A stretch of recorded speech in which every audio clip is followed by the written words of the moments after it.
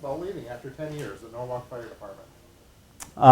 It's a bittersweet decision, quite honestly. It is certainly an opportunity for me and to work in the town where I live. You can be a different public servant in working in your hometown. I think that certainly is the attraction. And it's a great fire department. And I know many of the people. When I started in the fire service, I trained over there under Captain Joe Elias, who ran the training grounds, and most everybody in the fire service in Lower Fairfield County trained under him. And I've known every training officer and chief officer in the department since, over the past now 37 years. So I'm very familiar with the community, the fire department. It's a good opportunity for me. What changes are you most proud of? I guess and I commented on this earlier, the focus on firefighter safety, because it transcends everything you do. It talks to how you train, how you approach your job every day, your personal fitness, and your mental preparedness for the type of work that gets done. Working in a fire department, I think the thing that strikes me most is you're working with people who know that they can get hurt, that they could get hurt at any time, and potentially they or other members of the department could get killed doing their job. And that's a different environment than most people go to work with every day.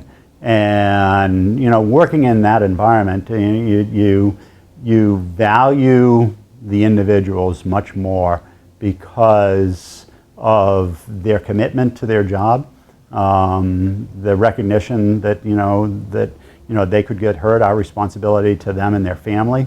So making safety a priority. Focus on training and having professional standards for the officers, encouraging everyone to continue their education, to continue their certification.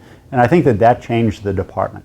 Certainly we had a lot of turnover in the past 10 years and new officers, and we encouraged every one of them through some incentives that we put in one of the earlier contracts that I had been involved in negotiating, is encouraging people with incentives to go get advanced certifications so they can be better officers, so they can protect firefighters under their command and do their job better.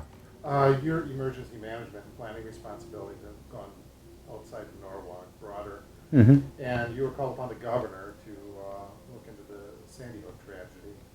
What were your thoughts about being requested to do that? Well, were you intimidated? Did you welcome it? People are asking, you're not happy to serve on that committee because of the, just the nature of the emergency that caused that commission to be put together.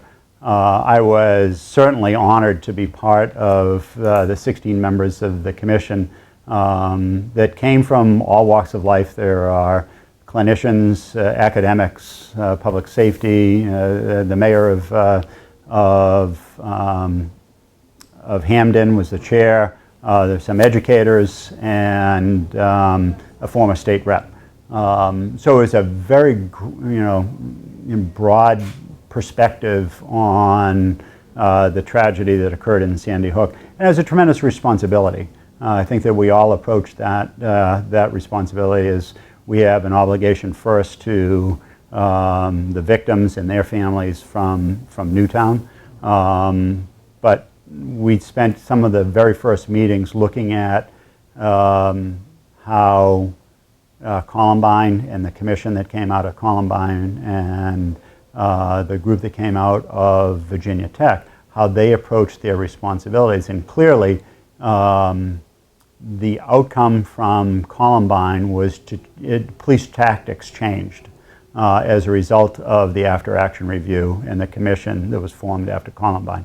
So we knew that we had a responsibility that was not only for the state of Connecticut, but for the nation, to look at ways to improve safety in active shooter events. And we didn't know what direction that would take, but we knew that Columbine had the outcome of Columbine's commission was police tactics changed. And they saw, obviously, the need to rapid intervention to stop the shooting.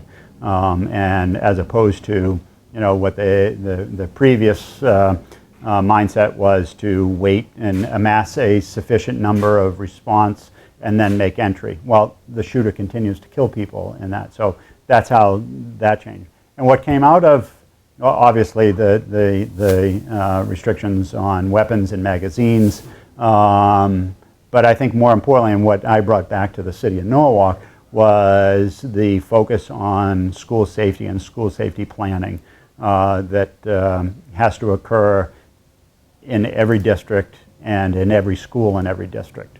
This is a very bottom-up kind of approach that the people who work in the schools best understand the hazards and needs and the construction challenges that they may have in each individual school.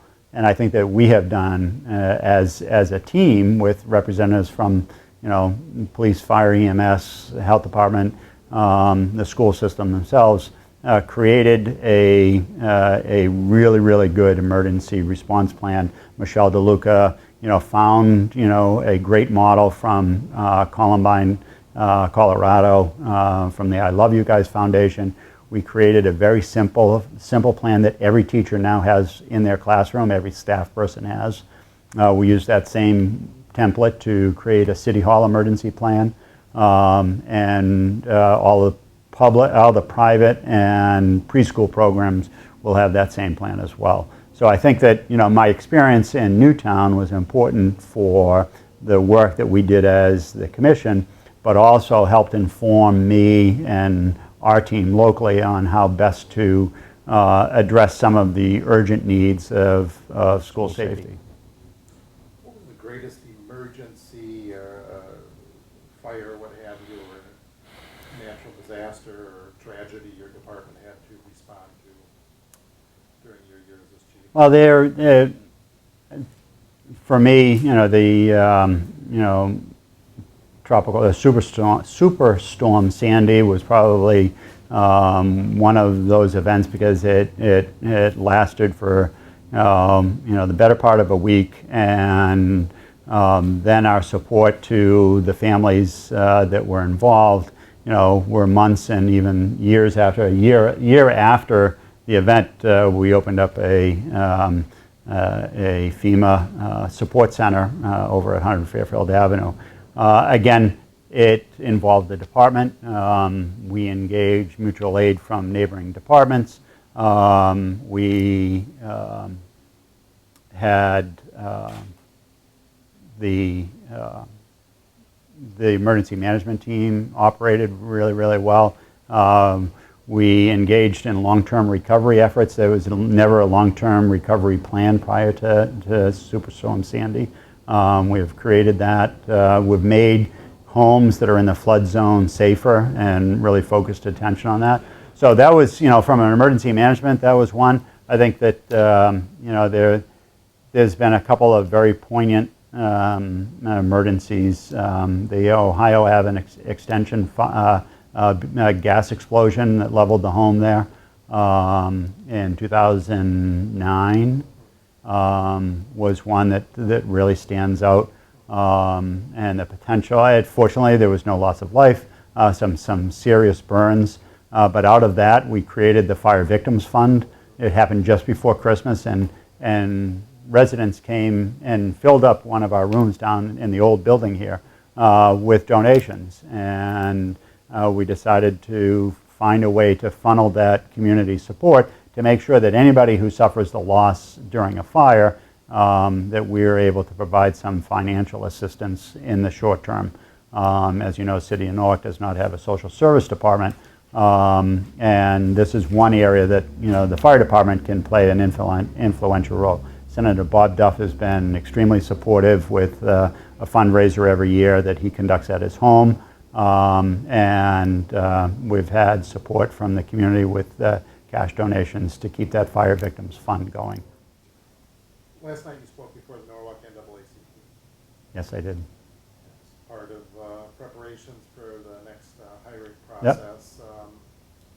Over the years, you've been criticized by some court for the lack of diversity in the department. Going back to the videotape of the fire department, what would you say to that upon your departure?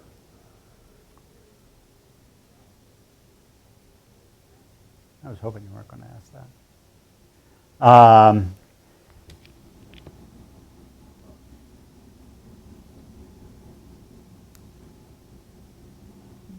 I think that, you know, everyone is changed by events in their life. And hopefully you learn from events in your life. And when it's easy, you don't learn a lot. When it's hard, there's a lot of opportunity to reflect, to have a better understanding, to change direction. And I certainly think that, you know, my experience, you know, especially as it relates to diversity in the department, the pressure that was put on the department and me personally, I think was important to create that change. And I think that we do see a change. Some of the solutions that are obvious to us now didn't exist in 2006, 7, 8, 9 during previous tests. But once we understood that there are other testing methods that certainly New Haven, I talked about it last night, that New Haven used, you know, we pursued those aggressively. We had pursued recruitment and test preparation aggressively. We created the first, you know, full curriculum for test preparation, and it's been adopted as a class at NCC. We are enhancing that with not only the written test, but interview prep classes. So we were aggressive in our approach to solving problems that, you know, some solutions were obvious to us. And as soon as, hey, let's revamp the test and use a different testing model as a solution, we saw that it was effective in other communities. We pursued that effectively. You know, in 2006, I didn't know what I didn't know. But once I certainly became aware of other options, you know, it is one that you know, I'm pursuing, and as I said last night, we're pursuing not only in Norwalk, but, you know, we'll bring that information to every department in the state of Connecticut, so that diversity can be a state of Connecticut solution as opposed to just in the urban areas. What is your message to your successor?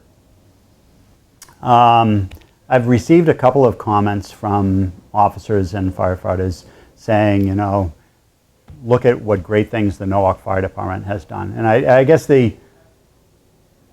Denis McCarthy didn't do it. It was 141 members of the department pushing or pulling in the same direction. And, you know, the solutions in the energy came from the people who did it. You know, my role as chief, maybe conductor or leader, but the real work gets done by people who are within the organization. And so someone said, you know, look at all the great things. You know, we have progressed quite a bit in the past 10 years. My answer to them is keep that momentum going.